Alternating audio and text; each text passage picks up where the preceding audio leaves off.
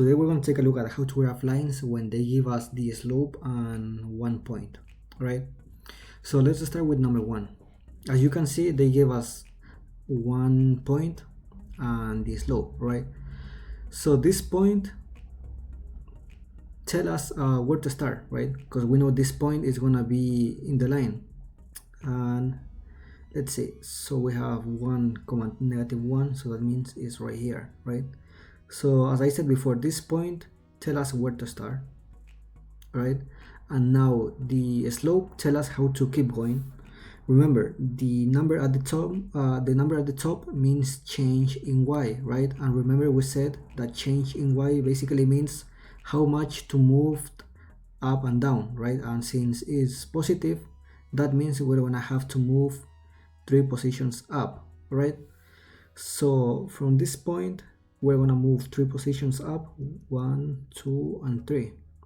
And now the number at the bottom tell us what's the change in x, which, as we said before, basically means how many positions we need to move left or right. So in this case, this number is positive, right? That means we're gonna have to move 4 positions to the right. So 1 position, 2, 3, and 4, right? And then we have our second point. We can continue using the same method. We move 3 up and 4 to the right, right? But it's not necessary. When we're graphing lines, all we need is 2 points, right?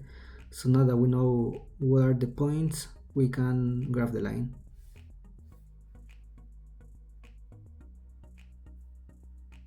Okay, now the second one, again, they gave us 1 point, right, which is 1,0 right here, right? And then with the slope, we know how to continue, right?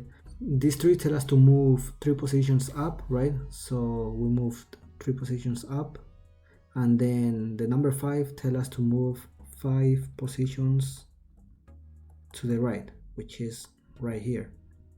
And again, we can continue, but it's not necessary because all we need to graph a line is 2 points, right?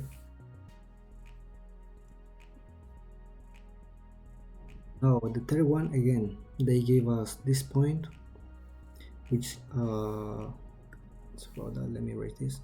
All right, so they gave us this point, which tell us that is at 0, 0, which is over here, right? And then the slope again tell us how to keep moving. Now in this case, if you take a look at the slope, we only have one number, and remember that when we are dealing with the slopes, we usually want to have a fraction, right? So we know that 2 is the same thing as 2/1, right? So now we have a fraction. Now we know that we have to move 2 positions up and 1 position to the right, right? So we said 2 positions up and 1 position to the right, and we have our next point. And again, we can do the same thing, but it's not necessary, right?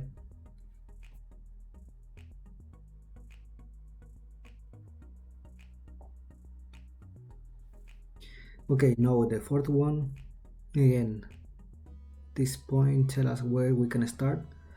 So we start at 0,2, which is right here, and then the slope, in this case we have a negative number, which means we're gonna have to move 2 positions down, and then we have this positive number at the bottom, which means we're gonna have to move 3 positions to the right, right?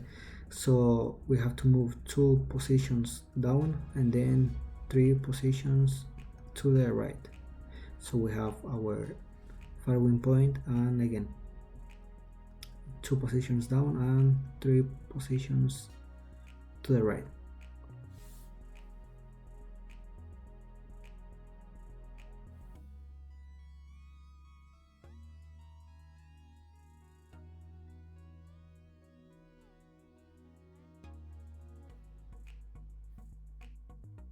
And finally, the last example, here we have the point 2,4, which is right here, And then again we have a slope with only one number, right? And we said that we prefer to have a fraction, so 5 is the same as 5/1, right?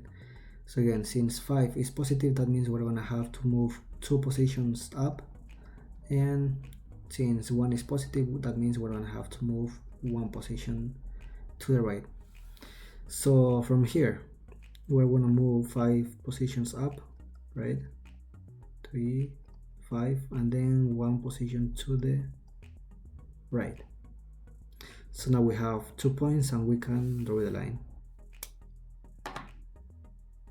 Alright, that's it. Thank you for watching.